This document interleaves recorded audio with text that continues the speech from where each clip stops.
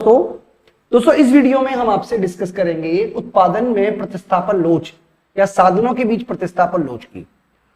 तो आपने इससे पहले उपभोग में भी प्रतिस्थापन लोच समझा हुआ है। उपभोग में प्रतिस्थापन लोच का मतलब है कि एक वस्तु के स्थान पर जब आप दूसरी वस्तु का प्रतिस्थापन करते हो तो वो प्रतिस्थापन करना आसान है या मुश्किल है। इसी तरीके से देखिए साधनों के बीच भी प्रतिस्थापनता होती है। आप ये भी कह सकते हो कि श्रम के स्थान पर पूंजी और पूंजी के स्थान पर श्रम का प्रयोग हम कर सकते हैं, लेकिन हर चीज की एक लिमिट होती है। ऐसा नहीं है कि आप अनलिमिटेड मात्रा में श्रम का प्रयोग कर सकते हो पूंजी के स्थान पर, या अनलिमिटेड मात्रा में पूंजी का स्थान पर श्रम का प्रयोग कर सकते हो। जैसे मैं अपनी बात करूं तो मैं ये वीडियो बना रहा हूं, तो वीडियो बनाने के लिए श्रम की जरूरत है। पूंजी के स्थान पर आप श्रम को 100% तो रिप्लेस कर नहीं सकते, या मेरे स्थान पर कोई मशीन, ऑटोमेटिक मशीन तो आपको पढ़ा नहीं सकती, लेकिन फिर भी आप अगर कोई बनाना चाहे तो जनरेट कर सकता है। तो इसका मतलब यहां पर यह है कि आप जैसे मान लीजिए बहुत सारे काम ऐसे हैं जो आप आर्टिफिशियल इंटेलिजेंस के माध्यम से कर सकते हो। इसका मतलब टेक्नोलॉजी ने श्रम को प्रतिस्थापन किया है। तो क्या यह प्रतिस्थापन आसान है या मुश्किल है?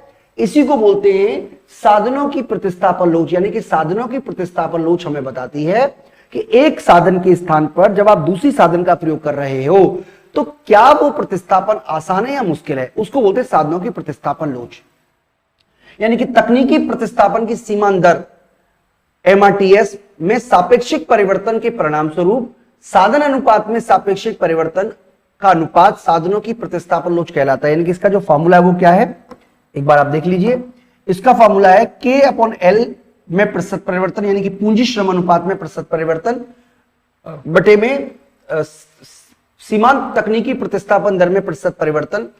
तो K/L में प्रतिशत परिवर्तन को आप ऐसे लिख सकते हो, change in K/L upon K/L, और MRTS LK को आप ऐसे लिख सकते हो डेल्टा W/R अपॉन W/R। तो जब आप इसे सॉल्व करोगे फार्मूले को तो आपका ये वाला फार्मूला जो है वो बन जाएगा, यानी कि delta K/L upon delta W/R into W/R into K/L। तो बेसिकली आपको फार्मूला हमने आपको बता दिया है, और ये प्रतिस्थापन की लोच का ये जो वैल्यू है ये हम इसके माध्यम से शो करते हैं, और ये वैल्यू जो है ये बताती है, यानी कि प्रतिस्थापन लोच जितनी ज्यादा होगी उतना ही आसानी से एक दूसरे को प्रतिस्थापन किया जा सकता है। तो बेसिकली आपको यह समझाने का हम प्रयास कर रहे हैं कि जो प्रतिस्थापन की लोच है वो हो सकती है 0 से अनंत के बीच। 0 का मतलब है कि प्रतिस्थापन करना संभव नहीं है, अनंत का मतलब है कि आसानी से प्रतिस्थापन किया जा सकता है। अगर प्रतिस्थापन की लोच 0 है तो इसका मतलब यह हुआ कि एक साधन के स्थान पर दूसरे साधन का प्रयोग हम नहीं कर सकते, उसका प्रतिस्थापन नहीं करना पॉसिबल है। और ऐसा तब होता है जब आपके जो साधन है वो पूर्ण पूरक होते हैं, यानी कि जब दो साधन पूर्ण पूरक होते हैं तब उस उत्पादन वक्र का जो होता है वो समकोण होता है और उसके बीच प्रतिस्थापन की लोच शून्य होती है। मैं आपको डायग्राम से समझा देता हूं। देखिए जब वस्तु इस तरीके की है, इस तरीके की, जिसको हम बोलते हैं साधन, यहां पे हम लिख लेते हैं श्रम, यहां पे लिख लेते हैं पूंजी, और ये हमारा है IQ।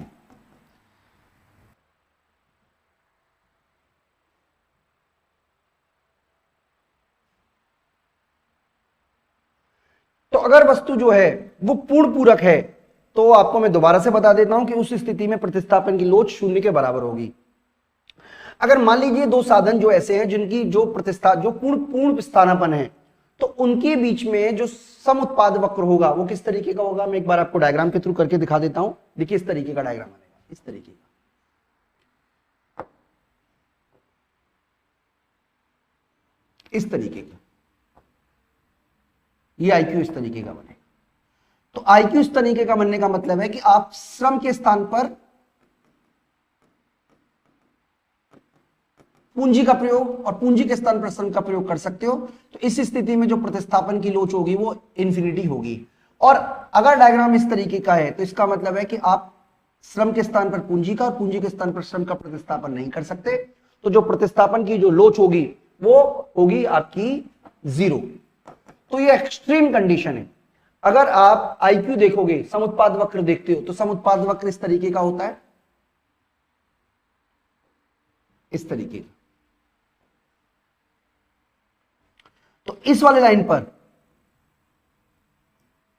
इस वाले पॉइंट पर, और एक इस तरीके का होता है।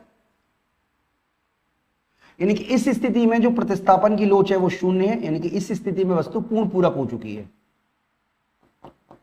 पूर्ण पूरक हो चुकी है। और यहां पे प्रतिस्थापन की लोच इन्फिनिटी है, यानी कि ये हमारी पूर्ण प्रतिस्थापन वस्तु को डिनोट कर रहा है।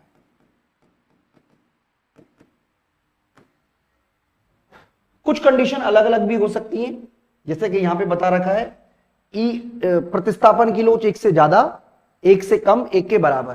प्रतिस्थापन की लोच अगर 1 के बराबर है तो इसका मतलब यह हुआ कि MRTS में जो प्रतिशत परिवर्तन हुआ है और जो KL में जो प्रतिशत परिवर्तन हुआ है, दोनों में जो प्रतिशत परिवर्तन है वो बिल्कुल बराबर बराबर है। यानी कि पूंजी श्रम अनुपात में जो प्रतिशत परिवर्तन हुआ है और MRTS में जो प्रतिशत परिवर्तन हुआ है वो बिल्कुल बराबर बराबर है। तो जब दोनों का प्रतिशत परिवर्तन बराबर बराबर होगा तो यहां पे डायग्राम के थ्रू हमने समझाने की कोशिश की है। देखिए इस वाले डायग्राम में, तो इस केस में आपका जो पॉइंट आएगा वो ये वाला आएगा,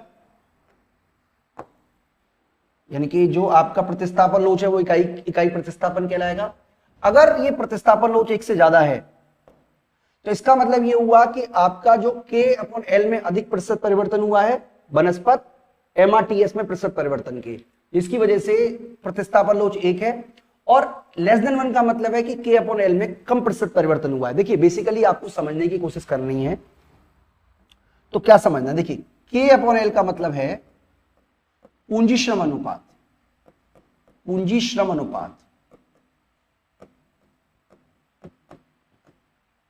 तो अगर पूंजी श्रम अनुपात में प्रतिशत परिवर्तन ना हो, मतलब बिल्कुल भी परिवर्तन ना हो, 0 हो, और MRTS में चाहे परिवर्तन हो तो भी आपका आंसर 0 आएगा। इसका मतलब है कि पूंजी श्रम अनुपात में परिवर्तन का ज्यादा होना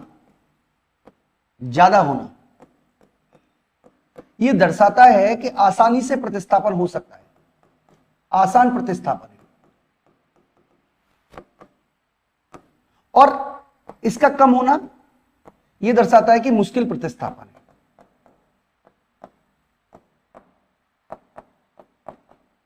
तो ये आपको याद रखना है।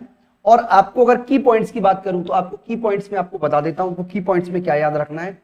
सबसे इंपॉर्टेंट बात आपको रखना है कि ये प्रतिस्थापन की लोच एक इन्फिनिटी कब होती है, साधन प्रतिस्थापन की लोच 0 कब होती है, साधन प्रतिस्थापन की लोच <1 कब होगी, साधन प्रतिस्थापन की लोच <1 कब होगी, और साधन प्रतिस्थापन की लोच बराबर कब होगी। ये आपको याद रखना है।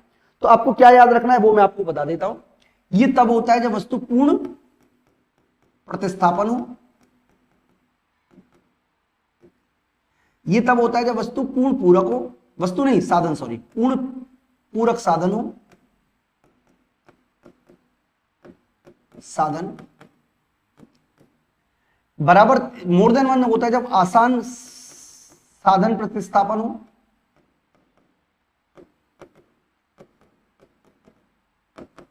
यानी कि साधनों में आसानी से प्रतिस्थापन हो जाए।